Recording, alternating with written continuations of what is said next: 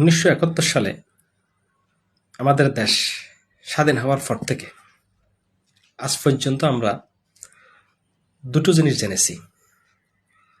একদল বলল ভারত আমাদের বন্ধু, একদল বলল পাকিস্তান আমাদের শত্রু।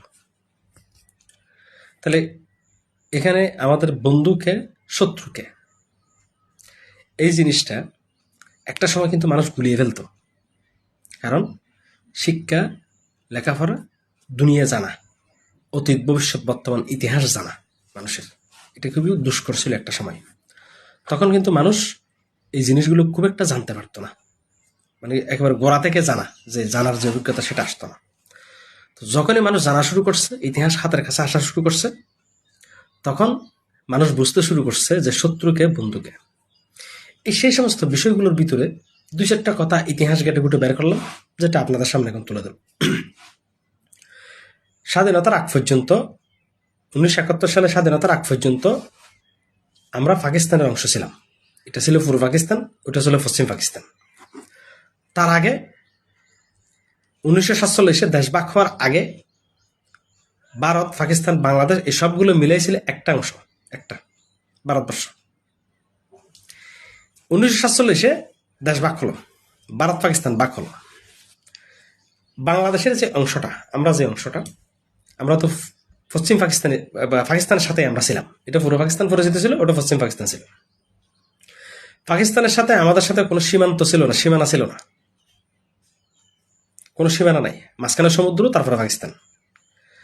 এবং বাংলাদেশ নামক যে পূর্ব পাকিস্তানের যে অংশটা, পূর্ব পাকিস্তান নামে যে অংশটা, সেই অংশটা তিন পাশে ভারত অবস্থিত, তিন পাশ দিয়ে সীমানা ভারতের। তো দেশভাগের সময়, 47 দেশভাগের সময় ইন্ডিয়ানরা ভারত যদি আমাদেরকে এতই ভালোবাসতো, এতই মহব্বত করতো, আমাদের জন্য, বাংলাদেশের এই অংশের জন্য, মানে পাকিস্তানের এই অংশটার জন্য তাদের ভালোবাসা যে উত্তরে ফতাছে ডেকসি থেকে বাইরে, যেগুলো নেওয়ার জন্য আমরা ওই যে বাটি কোটারা নিয়ে দৌড়াইতেছি, এদের ভালোবাসা যে ফরে যাচ্ছে, সে ভালোবাসাটা তখন কোথায় ছিল? 47 দেশ ভাগ হওয়ার সময় লর্ড মাউন্ট ব্যাটেনের সাথে যারা বসে দেশ ভাগ করছিল, সেখানে সবচেয়ে বেশি ছিল হচ্ছে হিন্দু সম্প্রদায়ের লোকেরা। হিন্দু সম্প্রদায়ের সিনিয়র লেভেলের নেতাগুলো ছিল সবচেয়ে বেশি। আগে মুসলিমদের নেতাও ছিল, কিন্তু হিন্দু সম্প্রদায়ের নেতা ছিল বেশি। তারা তো বলতে পারতো যে এটা পাকিস্তানকে দিয়ে না, এই অংশটা পাকিস্তানে দিয়ে এটা আমাদের সাথে রাখেন, ভারতের সাথে রাখেন। কারণ এটা পাকিস্তান হচ্ছে সাগরের ওই ফেরে, সমুদ্রের ওই ফেরে হচ্ছে পাকিস্তান, এই ফেরে হচ্ছে পূর্ব পাকিস্তান। ভারত তিন দিক থেকে ভারতের অংশ। তাহলে আমাদেরকে কেন রাখলো? আমরা মুসলিম সংখ্যাগরিষ্ঠ বলে। পাকিস্তানের এই অংশটা মুসলিম সংখ্যাগরিষ্ঠ বলে আমাদেরকে পাকিস্তানের সাথে দিয়ে দিছে, ভারতের সাথে আমাদেরকে রাখে নাই। এই হচ্ছে মুসলমানদের প্রতি তাদের ভালোবাসা, মহাব্বত। 47 দেশ ভাগ হওয়ার পরে পাকিস্তান, পূর্ব পাকিস্তান, ভারত এবং পাকিস্তান দুটো অংশ হওয়ার পরে 1947 সালে 14 আগস্ট পাকিস্তান, 15 আগস্ট ভারত স্বাধীন রাষ্ট্র হিসেবে তারা দুইটাই আত্মপ্রকাশ করে। আমরা পাকিস্তানের সাথে, আমরা পাকিস্তান। তাহলে স্বাধীন হওয়ার পরে 24 বছর পরে গিয়া 1947 দেশ ভাগ হওয়ার 24 বছর পরে গিয়া 1971 সালে বাংলাদেশ পাকিস্তান থেকে বিভক্ত হয়। অর্থাৎ পশ্চিম পাকিস্তান থেকে পূর্ব পাকিস্তান বিভক্ত হয়ে বাংলাদেশ নাম ধারণ করে, আলাদা একটা নাম নিয়ে দেশ স্বাধীন হয়। তাহলে আমরা কথায় কথায় কি বলি? আমরা কাদের সাহায্যে দেশ স্বাধীন করছি? ইন্ডিয়ানদের সাহায্যে, ভারতীয়দের সাহায্যে। তো ভারতীয়রা কি তোমাদেরকে ভালোবাসা মহাব্বত করে যে এই দেশের মানুষগুলোকে পাকিস্তান মারি ফেলতেছে, জবাই করে ফেলতেছে, সবগুলোকে ফিসিয়ে ফেলতেছে দিয়ে মেশিনের ভিতর দিয়া, সেজন্য আমরা এদেরকে একটু স্বাধীন করে দিই, এদেরকে মহাব্বত করে এদেরকে ভালোবাসার একটা দেখে নমুনা দেখানোর জন্য করছে? আরে না, বোকার স্বর্গে বসবাস করেন, আপনাদেরকে বোকার ওষুধ খাওয়াইছিল প্রথমে। যারা আমাদেরকে বোকার ওষুধ খাওয়াইছিল আমাদের পূর্বপুরুষদের, সেটাতে আমরা এসে দেখছি যে তাদেরকে কি বোকার ওষুধ খাওয়াইছে। ভারত বাংলাদেশকে স্বাধীন করার ক্ষেত্রে যে সহযোগিতা এবং যে মন্ত্র, যে ফট্টি ফরাইছে বাংলাদেশ স্বাধীন হওয়ার জন্য, সেই ফট্টিটা ছিল পাকিস্তানকে ভাঙার জন্য, পাকিস্তানকে বিভক্ত করার জন্য। মানে পাকিস্তানের প্রতি একটা জিনিস তারা দেখাইছে যে যদি তোমরা আমাদের সাথে তেরিবেরি করো, তাহলে এরকম ব্যাগে 2 টুকরা করে ফেলবো। এমন যেমন 2 টুকরা করছি, সেরকম 2 টুকরা করে ফেলবো। এটাই ছিল পাকিস্তানের প্রতি ভারতের মেসেজ। বাংলাদেশকে ভালোবেসে মহব্বত করে, বাংলাদেশের মানুষকে দেখতে পারি মহব্বত করে ভারত সাহায্য করছে, যে তা কিন্তু নয়। আসুন এখন আসল কথা, যে কথায় যাইতে চাইছিলাম সেই কথায় আসি। 1947 দেশ ভাগ হওয়ার, ভারত পাকিস্তান ভাগ হওয়ার পরে আজকে 24 আর 47, 71 সালে এসে আমরা স্বাধীন হয়েছি। এখন 2026 সাল। 47-এ দেশ স্বাধীন হয়েছিল। তাহলে 47 থেকে আজকে পর্যন্ত 2026 পর্যন্ত তাহলে কত হইল? 55 এবং 24, 79 বছর। 80 বছর পরে গিয়া আমরা যখন পিছন ফিরে দেখতেছি, তখন আমরা পিছন ফিরে একটা জিনিস দেখলাম যে 80 বছর পরে গিয়া ভারত এশিয়ার নেতৃত্ব দিতে পারে সেরকম একটা দেশে পরিণত হয়েছে। এশিয়াতে নেতৃত্ব দিতে পারে এই লেভেলের একটা দেশ পরিণত হয়েছে পাকিস্তান। পৃথিবীর এশিয়ার পরাশক্তির ভিতরে একটা শক্তি হচ্ছে পাকিস্তান, পরাশক্তি। তারা পরাশক্তির রূপান্তর হয়েছে। আমরা কোথায় গিয়ে দাঁড়াইছি?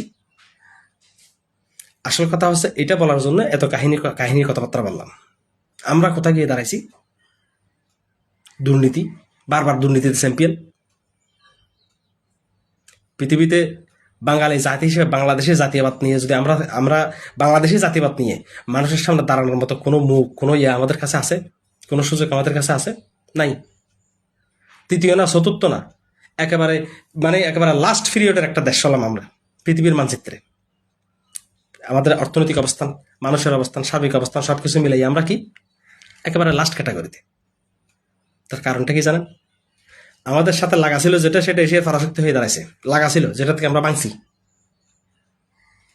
তার আগে যার সাথে লাগা ছিলাম সে হয়েছে এশিয়ার নেতৃত্বস্থানীয় দেশ। তার পিছনের কারণটা কি জানেন? আমরা এইভাবে পিছনে ফরা যাওয়ার কারণটা কি জানেন? সুতিয়াগিরির কারণে।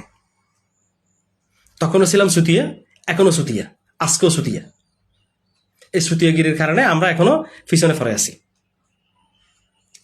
আমাদের দেশে নোংরা রাজনীতি আর আত্মসৎকারের রাজনীতিবিদ, নোংরা রাজনীতি, দান্দাবাজ আত্মসৎকারের রাজনীতিবিদদের কারণে আমরা পিছনে ফেলে আছি। আমাদেরকে পিছনে ফেলে রাখছে এরা।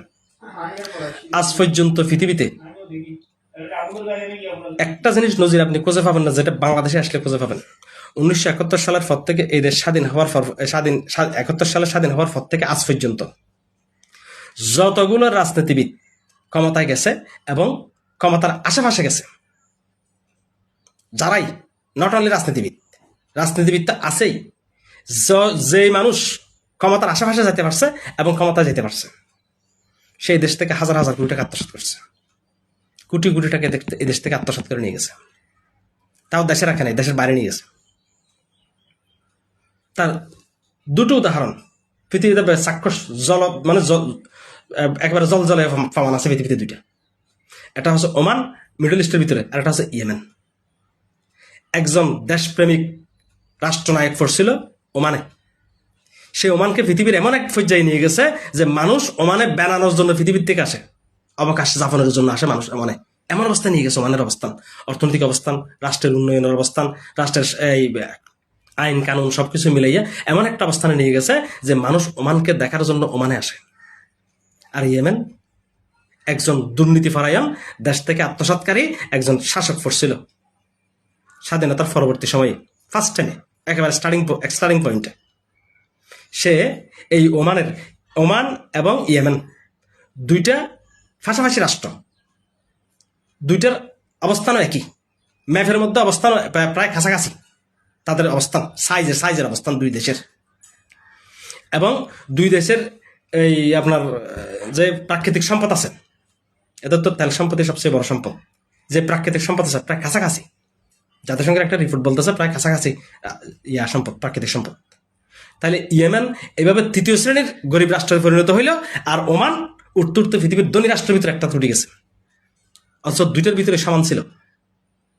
তাহলে আমরা পাকিস্তানের সাথে যখন ছিলাম, বাক হওয়ার পরে পাকিস্তান এশিয়ার পরাশক্তি হয়েছে পারমাণবিক অস্ত্রের মাধ্যমে, আর আমরা তৃতীয় শ্রেণীর ভিক্ষুকের রাষ্ট্রে পরিণত হয়েছি। তার কারণ কি জানেন? ওই সুতিয়াগিরি। আমরা এই দেশে যখন যারে ভোট দিয়ে ক্ষমতায় পাঠাইছে, তখন সে টাকা আত্মসাৎ করছে দেশ থেকে, হাজার হাজার কোটি দেশ থেকে বিদেশে নিয়ে গেছে। ওই ইয়েমেনের মতো। ইয়েমেনে যে সরকার পড়ছিল সে দেশপ্রেমিক ছিল না, দেশের যা প্রাকৃতিক সম্পদ বিক্রি করছে, তেল বিক্রি আর কি যা বিক্রি করছে, সমস্ত টাকা সে বিদেশে নিয়ে গেছে, আমেরিকা নিয়ে গেছে, আমেরিকা ইউরোপের দিকে নিয়ে গেছে। দেশ গরিব হয়ে গেছে, অর্থনৈতিক অবস্থা খারাপ হয়ে গেছে। আমাদের দেশেরও ঠিক একই অবস্থা হয়েছে। কিন্তু আমরা যারা সাধারণ মানুষ, আমাদের আকল জ্ঞান এখনো পর্যন্ত করলো না, আমরা যে সুতিয়া, সে সুতিয়াই থেকে গেছি। দেশ থেকে হাজার হাজার কোটি টাকা লুট করে নিয়ে গিয়ে বিদেশে বসে খাওয়ার পরেও যখন দেশে মানুষগুলো আসে, তখন আমরা তাদেরকে আবার ভোট দিই, আবার ভোট দিয়ে তাদেরকে ক্ষমতায় বসাই। কেন জানেন? আবার চুরি করার জন্য। তা আসলে তারা চুরি করার উদ্দেশ্যে কিন্তু আমরা ভোট দিয়ে বসাই না। আমরা যারা তাদেরকে ভোট দিই, আমরা আমাদের উদ্দেশ্য নিয়ে ভোট দিই। আর আমাদের উদ্দেশ্য হচ্ছে, এরা তো চুরি করে, ফাঁকে সুযোগ পেলে আমি কিছু টেনে নিব ভবিষ্যতের জন্য। এই সুযোগের অপেক্ষার কারণে, এই সুযোগটা পাওয়ার চিন্তা ভাবনা করে আমরা তাদেরকে ভোট দিই। তার মানে সে তো সুতিয়া, আমি 2 নম্বর সুতিয়া। এই দেশের সাধারণ জনগণের কথা বলতেছি।